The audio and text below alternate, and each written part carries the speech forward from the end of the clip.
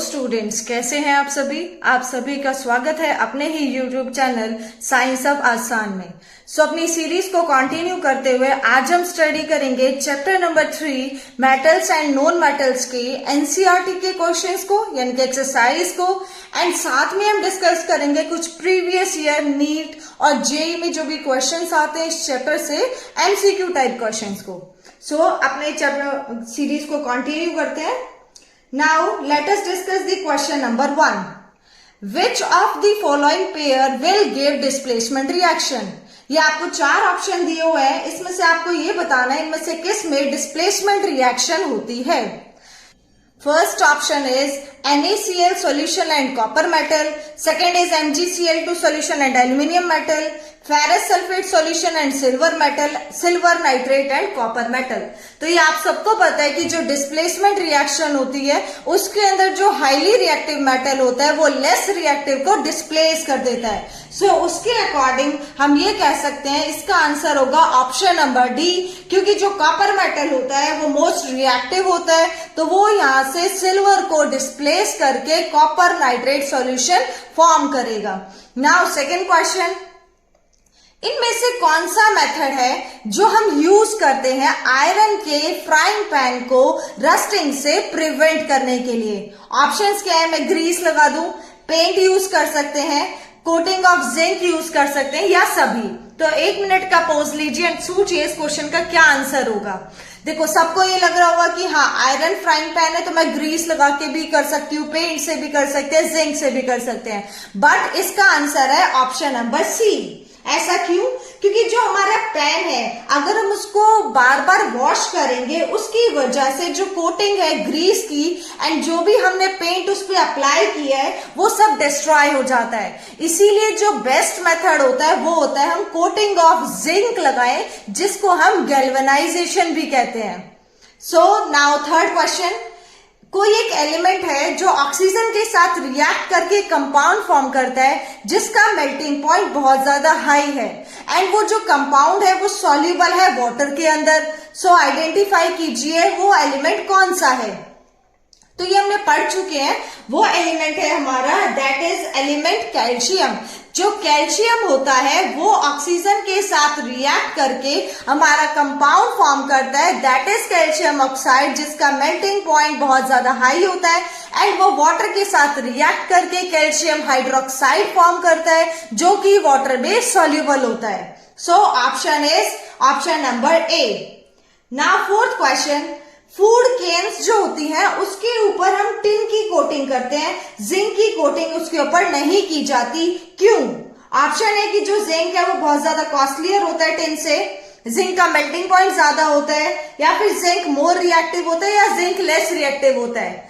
तो जो food cans होते हैं उसके ऊपर हम जिंक की कोटिंग इसलिए नहीं करते क्योंकि जो जिंक होता है वो बहुत ज्यादा रिएक्टिव होता है, वो रिएक्ट कर जाएगा हमारे मटेरियल के साथ एंड बहुत ज्यादा पॉइजनस सब्सटेंस फॉर्म कर देगा। इसीलिए हम जिंक की जगह पे टिन की कोटिंग को प्रेफर करते हैं। Option number C is right. Now question number 5, आपके हाथ में एक हमने हैमर दिया, दैट मीन्स हथौड़ा दिया, battery the, bulb, wire and switch. आप इन सब का यूज करके कैसे डिस्टिंग्विश करोगे कि मेरा जो सब्सटेंस है वो मेटल है या नॉन मेटल है? तो देखिए, हमने मेटल की प्रॉपर्टी पढ़ी थी कि जो मेटल होते हैं वो हमारे सोनोरस इन नेचर होते हैं। सोनोरस का मतलब अगर मेटल को बीटन किया जाए तो वो साउंड प्रोड्यूस करते हैं। तो हम हैमर का यूज करके कर सकते हैं कि जो मेटल है वो तो साउंड प्रोड्यूस करेगा, लेकिन जो नॉन मेटल है वो साउंड प्रोड्यूस नहीं करेगा। सिमिलरली बैटरी से, बल्ब से, कि अगर वो कंडक्ट कर रहा है इलेक्ट्रिसिटी दैट मीन्स मेटल है, अगर इलेक्ट्रिसिटी कंडक्ट नहीं कर रहा दैट मीन्स जो मेरा सैंपल है वो कैसा है, नॉन मेटल। नाउ इसका सेकेंड पार्ट कि जो ये यूजफुलनेस बताना है हमें इस टेस्ट का, तो हम इसका मतलब जो भी हमने सारी प्रॉपर्टीज हम ये यूज कर रहे हैं इसके अंदर फिजिकल प्रॉपर्टीज के बेसिस पे मैं मेटल्स एंड नॉन मेटल्स को डिफरेंशिएट कर सकती हूँ, मुझे किसी भी केमिकल रिएक्शन की नीड नहीं है। Now question number 6, amphoteric oxides क्या होते हैं? वो ऑक्साइड्स जो एसिड एंड बेस दोनों के साथ रिएक्ट कर सकते हैं that are amphoteric oxides. Now two examples of amphoteric oxide, that is Al2O3 and another one is zinc oxide.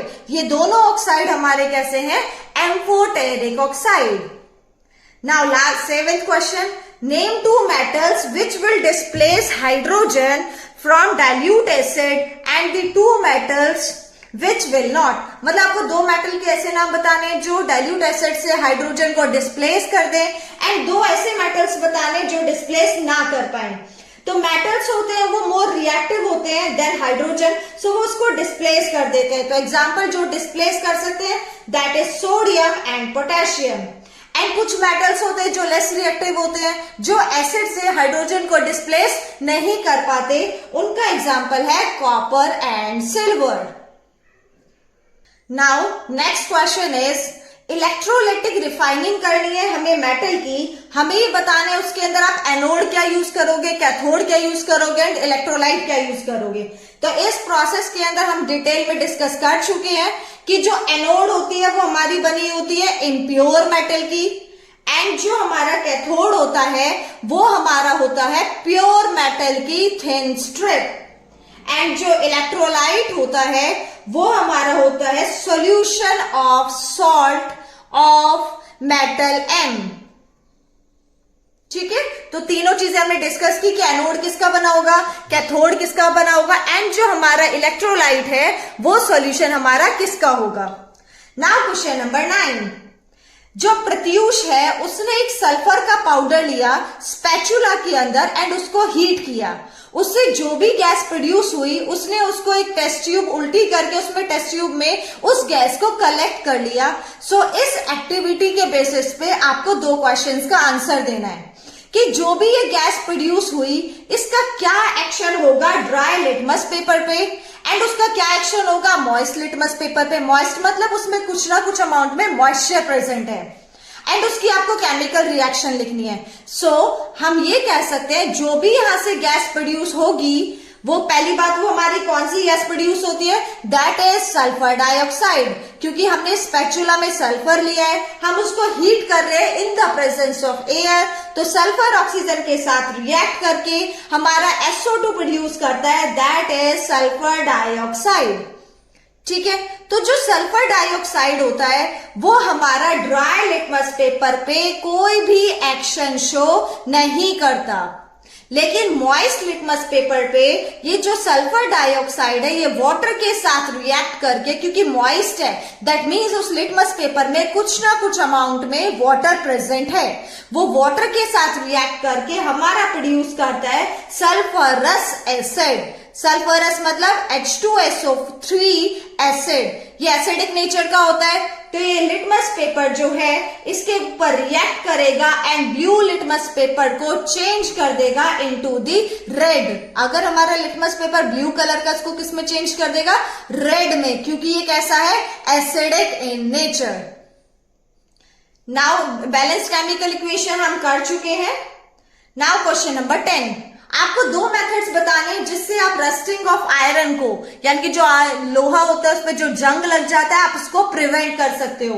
तो सिंपल सी बात हम पढ़ चुके हैं, ऑयलिंग करके, ग्रीसिंग करके, पेंटिंग कर दो, या फिर हम क्या कर सकते हैं गैल्वेनाइजेशन. गैल्वेनाइजेशन में हमारा क्या होता है oiling, greasing, painting and last is galvanisation. Galvanisation में हम थिन लेयर ऑफ जिंक हम बना कोट कर देते हैं किसके ऊपर, मेटल की सरफेस के ऊपर. ठीक है, जिसकी वजह से उसके अंदर हमारी रस्टिंग नहीं होती है. Now question number 11, what type of oxides are formed when non metal combines with oxygen. अगर नॉन मेटल ऑक्सीजन के साथ कंबाइन करे तो वो किस टाइप के ऑक्साइड्स फॉर्म करता है. तो नॉन मेटल जैसे हमने अभी पढ़ा सल्फर, सल्फर एक हमारा नॉन मेटल होता है. अगर इसकी ऑक्सीजन के साथ रिएक्ट कराया जाए तो हमारा सल्फर डाइऑक्साइड प्रोड्यूस होता है जो कि एक गैस है and this is acidic in nature.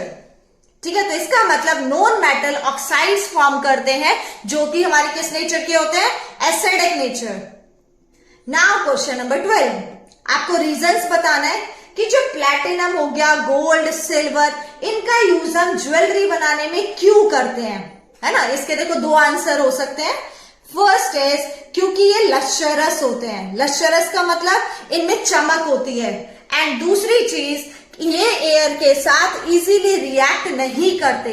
That means ये इजीली कोरोड नहीं होते हैं। इसीलिए हम प्लैटिनम, गोल्ड, सिल्वर इनका यूज करते हैं ज्वेलरी बनाने में। Now second part, sodium, potassium and lithium को ऑयल में स्टोर क्यों करते हैं? क्योंकि सोडियम एंड पोटेशियम जो है, B part, sodium and potassium बहुत ज्यादा रिएक्टिव होते हैं। ये एयर की प्रेजेंस में एंड वाटर की प्रेजेंस में दोनों में ही बहुत ज्यादा रिएक्ट करते हैं एंड फायर कैच कर लेते हैं इजीली। इसीलिए हम इन मेटल्स को स्टोर करते हैं in kerosene oil. Now next part, aluminium बहुत ज्यादा रिएक्टिव मेटल है ना, फिर भी हम उसका यूज करते हैं अपने जो खाने पकाने के लिए बर्तन होते हैं उनके अंदर। ऐसा क्यों? देखो, एल्यूमिनियम रिएक्टिव तो है लेकिन वो हमारा इजीली कोरोड नहीं होता है ना। एल्यूमिनियम जो होता है वो कोरोजन शो नहीं करता क्योंकि वो ऑक्सीजन की प्रेजेंस में एक थिन लेयर बना लेता है ऑक्साइड की, जो प्रिवेंट करती है उसको कोरोड करने से, है ना। फर्स्ट ऑप्शन तो ये हो गया। एंड सेकेंड पार्ट इज कि ये बहुत ज्यादा हल्का होता है एंड गुड कंडक्टर होता है हीट का। इसीलिए हमारे जो यूटेंसिल्स होते हैं उसके अंदर हम यूज करते हैं एल्यूमिनियम को। नाउ नेक्स्ट पार्ट, जो सल्फाइड एंड कार्बोनेट ओर्स होते हैं उनको यूजुअली कन्वर्ट किया जाता है उनकी ऑक्साइड्स के अंदर। क्यों ऐसा? क्योंकि जो भी सल्फाइड एंड कार्बोनेट ओर्स के जो ऑक्साइड्स बनते हैं, वो जो मेटल के ऑक्साइड्स बने उससे मेटल को एक्सट्रैक्ट करना बहुत इजी होता है। हम इजीली मेटल को एक्सट्रैक्ट आउट कर सकते हैं। इसीलिए कार्बोनेट एंड सल्फाइड ओर्स को कन्वर्ट किया जाता है उनके ऑक्साइड्स के अंदर। Now next question is question number 13। You must have seen tarnished copper vessel being cleaned with lemon। देखो, अगर हमारा कॉपर का कोई भी बर्तन है, तांबे का बर्तन है और वो बहुत ज्यादा खराब हो रखा है, तो उसको हम जनरली क्लीन करते हैं किससे? लेमन या फिर टैमरिंड के जूस से। हमने इन सारे खट्टे खट्टे सब्सटेंसेस को क्यों यूज किया इन यूटेंसिल्स को क्लीन करने के लिए? तो इसके लिए पहले आपको ये समझना पड़ेगा कि जो कॉपर है वो ऑक्सीजन के साथ रिएक्ट करके in the presence of air अपने ऊपर कॉपर ऑक्साइड की एक लेयर फॉर्म कर लेता है, जिसकी वजह से उसकी शाइनिंग खत्म हो जाती है, उसमें कुछ ग्रीन कलर की कोटिंग फॉर्म होने लग जाती है। लेकिन जो ये लेमन, टैमरिंड है, इनके अंदर हमारा प्रेजेंट होता है सिट्रिक एसिड। ये जो सिट्रिक एसिड होता है ये न्यूट्रलाइज कर देता है किसको? जो कॉपर ऑक्साइड फॉर्म हुआ, ठीक है। और इसके साथ हमारा क्या होता है? कार्बन डाइऑक्साइड की प्रेजेंस में कॉपर कार्बोनेट भी फॉर्म कर लेता है। ये जो कॉपर कार्बोनेट होता है ये बेसिक नेचर का होता है एंड जो ये सिट्रिक एसिड है इस कॉपर कार्बोनेट को न्यूट्रलाइज करके इसको डिसॉल्व कर देता है लेयर को। ये डिसॉल्व होते ही हमारा जो कॉपर का बर्तन है वो बिल्कुल चमकने लगेगा, ठीक है। इसीलिए हम जो सोर्स सब्सटेंसेस होते हैं इनको यूज करते हैं। Now question number 14, differentiate between metals and non metals on the basis of their chemical properties. अपने प्रीवियस वीडियो में हमने ये टॉपिक बहुत अच्छे से डिस्कस किया है, जिसमें हमने केमिकल प्रॉपर्टीज को वन बाय वन डिटेल से स्टडी किया है। सो आप प्रीवियस वीडियो को रेफर कीजिए, उसमें आपको एक कंसेप्ट क्लियर हो जाएगा। Now question number 15, a man went to door to door posing as a goldsmith. एक आदमी है कोई भी, वो हर किसी के घर पे जा रहा है, अपने आप को सुनार बता रहा है। उसने प्रॉमिस किया to bring back the glitter of old and dull gold ornaments. An unsuspecting lady gave a set of gold bangles to him. When he dipped in a particular solution, the bangles sparkled like new, but their weight was reduced drastically. That means एक Goldsmith है, वो सबके घर पे जाके बोल रहा है कि भाई मैं गोल्डस्मिथ हूँ, तुम अपने पुराने और डल गोल्ड की जितनी भी ज्वेलरी है उसको लेके आओ, मैं उसको बिल्कुल साफ सुथरा चमका के दूंगा। तो एक लड़की ने आके क्या किया, अपनी गोल्ड की बैंगल्स उसको दे दी। उसने सुनार ने उन बैंगल्स को किसी एक सॉल्यूशन में डिप किया। उसके बाद देखा गया कि जो वो बैंगल्स है वो चमक तो रही है बिल्कुल नए की तरह, लेकिन उनका वेट बहुत ज्यादा कम हो गया है। अब लेडी अपसेट हो गई है ना। और अब ये बताइए आप कि जो गोल्डस्मिथ है उसने वो किस टाइप का सॉल्यूशन यूज किया जिसकी वजह से उसका वेट रिड्यूस हो गया। तो हम पढ़ चुके हैं ये वाला कंसेप्ट। दैट मीन्स गोल्डस्मिथ ने यूज किया एक्वा रिजिया।